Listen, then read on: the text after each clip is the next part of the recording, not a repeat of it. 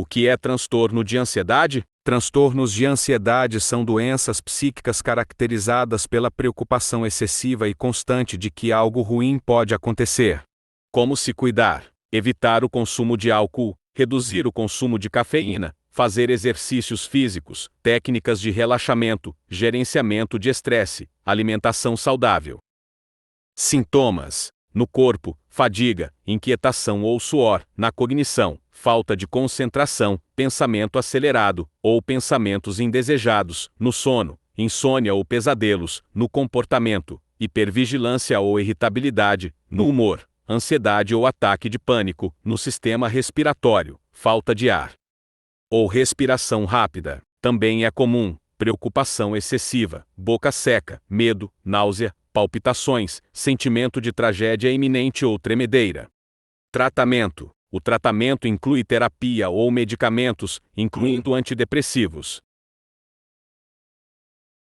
O que é o autismo? É transtorno altamente variável. É caracterizado pela alteração da integração social, da comunicação verbal ou não verbal, e do comportamento restringido e repetitivos. E os pais podem notar isso nos primeiros anos de vida. Quais são os tratamentos para o autismo? Geralmente, o tratamento do autismo é composto por acompanhamento com psicólogos, fonoaudiólogos, terapeutas ocupacionais e até mesmo fisioterapeutas. Alguns sintomas do autismo, como irritabilidade, insônia e também desatenção, podem ser tratados com o uso de medicamentos específicos. Graus do autismo: existem 3 níveis do autismo: o nível leve, o moderado e o severo. Autismo leve, o chamado autismo de suporte nível 1, tem como algumas características específicas, como dificuldades na flexibilização de regras, preferindo a manutenção de padrões, problemas na interação com as pessoas, entender piadas, ironias ou sarcasmo. Autismo moderado: os comportamentos repetitivos ocorrem com um pouco mais de frequência, em comparação ao autismo leve. Tem uma dificuldade maior em chegar em algum lugar e começar uma interação, precisando que alguém atue como um mediador da situação. Autismo severo: os autistas não verbais já são considerados de intensidade severa, pois não apresentam condições de comunicação verbal, alta dependência para a realização de atividades diárias e sociais, capacidade cognitiva prejudicada, tende ao isolamento social, e apresenta alta inflexibilidade de comportamento.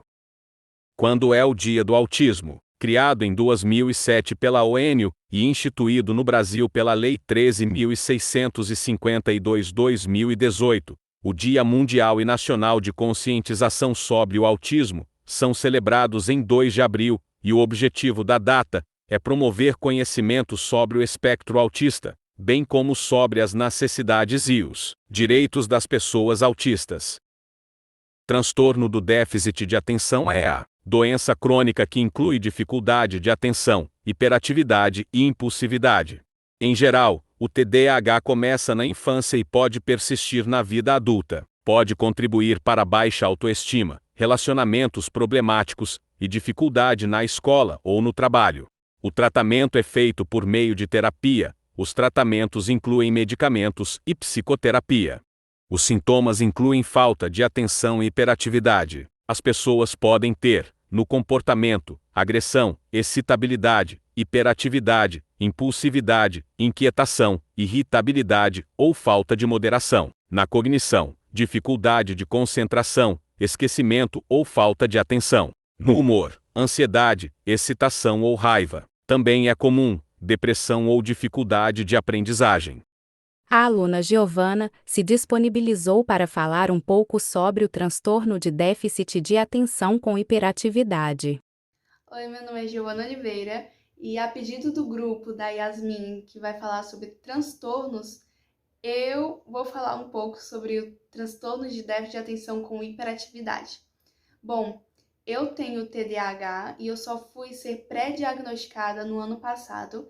Eu ainda estou atrás buscando um especialista em TDAH para me poder tirar e ter o diagnóstico oficial. Muitas das pessoas acabam associando o TDAH somente a 2 coisas, que é o déficit de atenção e a hiperatividade, e acabam esquecendo que o TDAH é um transtorno que carrega muito mais do que isso. Esses 2 são só a pontinha do iceberg. Quem tem TDAH tem problemas com sensibilidade auditiva. Nós acabamos focando em todos os sons de um ambiente só. Então, isso acaba gerando, às vezes, uma crise sensorial.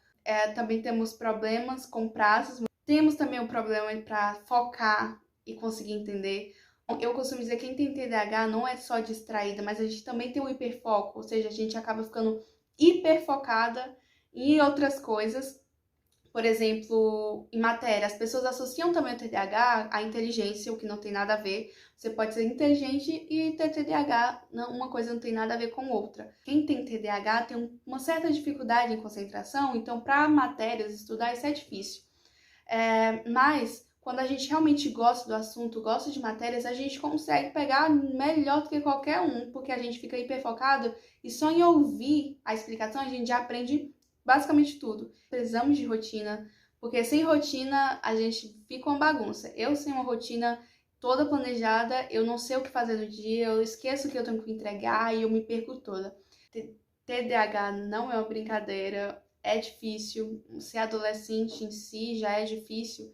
E um adolescente com transtorno de déficit de atenção piora tudo, porque ensino médio e desatenção não andam juntos, a gente sabe disso.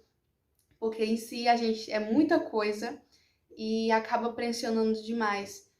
Então é uma coisa que é muito ruim. Então acho que a gente deveria ser mais cuidadosos quando for falar sobre transtornos, porque só quem tem um transtorno sabe como é passar por ele, sabe como é a dificuldade, quais são as dificuldades que enfrenta.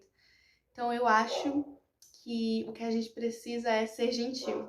A depressão é um distúrbio afetivo que acompanha a humanidade ao longo de sua história. No sentido patológico, a presença de tristeza, pessimismo, baixa autoestima, que aparecem com frequência e podem combinar-se entre si. É imprescindível o acompanhamento médico tanto para o diagnóstico quanto para o tratamento adequado.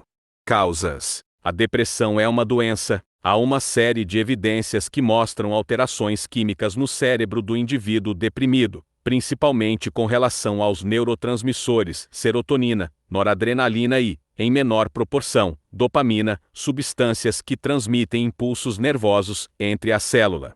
Outros processos que ocorrem dentro das células nervosas também estão envolvidos. Ao contrário do que normalmente se pensa, os fatores psicológicos e sociais muitas vezes são consequências e não causas da depressão. Sintomas: diminuição ou incapacidade de sentir alegria e prazer em atividades anteriormente consideradas agradáveis, desinteresse, falta de motivação e apatia, falta de vontade e indecisão, sentimentos de medo, insegurança, desesperança, desespero, desamparo e vazio, pessimismo, ideias frequentes e desproporcionais de culpa, baixa autoestima, sensação de falta de sentido na vida, inutilidade, ruína, fracasso, doença ou morte. A pessoa pode desejar morrer, planejar uma forma de morrer ou tentar suicídio. Tratamento: o tratamento da depressão é essencialmente medicamentoso. Existem mais de 30 antidepressivos disponíveis. Ao contrário do que alguns temem, essas medicações não são como drogas, que deixam a pessoa eufórica e provocam vício. A terapia é simples e, de modo geral, não incapacita ou entorpece o paciente. Alguns pacientes precisam de tratamento de manutenção ou preventivo, que pode levar anos ou a vida inteira, para evitar o aparecimento de novos episódios. A psicoterapia ajuda o paciente, mas não previne novos episódios, nem cura a depressão. Esquizofrenia, um distúrbio que afeta a capacidade da pessoa de pensar, sentir e se comportar com clareza. A causa exata da esquizofrenia não é conhecida, mas uma combinação de fatores, como genética, ambiente, estrutura e química cerebrais alteradas, pode influenciar. Como é o comportamento de uma pessoa com esquizofrenia? A esquizofrenia é caracterizada por sintomas psicóticos, que incluem delírios, alucinações, pensamento e fala desorganizados, e comportamento bizarro e inadequado. Os sintomas psicóticos envolvem uma perda do contato com a realidade. Sintomas: a esquizofrenia é caracterizada por pensamentos ou experiências que parecem não ter contato com a realidade, fala ou comportamento desorganizado, e participação reduzida nas atividades cotidianas. Dificuldade de concentração e memória também são sintomas. O que leva uma pessoa a ter esquizofrenia? Até hoje, não foi descoberta a causa da esquizofrenia, mas a combinação de alguns fatores genéticos, cerebrais e do ambiente podem desencadear a doença. Fatores hereditários: parentes de primeiro grau de um esquizofrênico têm mais chances de desenvolver a doença do que as pessoas em geral. Como uma pessoa com esquizofrenia enxerga o mundo? Olhar vago e inexpressivo. O olhar vazio é comum nas pessoas esquizofrênicas, também conhecido como olhar que vê, mas não enxerga. O indivíduo encara diretamente a pessoa à sua frente, mas é como se olhasse através dela e ignorasse sua presença.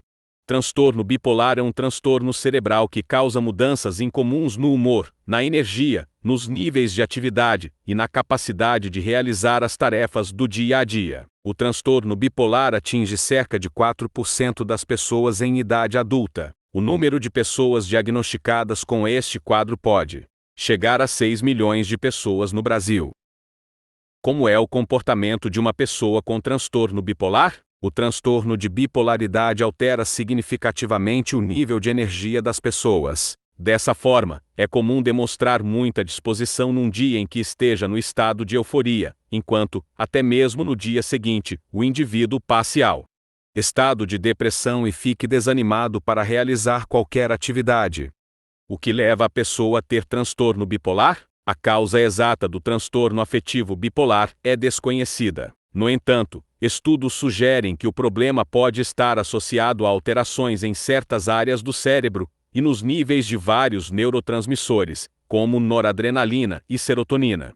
Como lidar com uma pessoa com transtorno bipolar? Evite discutir, pois esse debate pode desencadear uma crise na pessoa. Assim, evite dizer coisas que podem gerar irritação. Tenha calma ao falar e use um tom de voz adequado. Dessa forma, você evita que a pessoa bipolar haja com impulsividade e tome atitudes exageradas. Procure ser positivo ao conversar com o paciente, principalmente nos episódios depressivos. Evite embates, pois será prejudicial para ambos. Lembre-se de que a pessoa já sofre com a variação de emoções.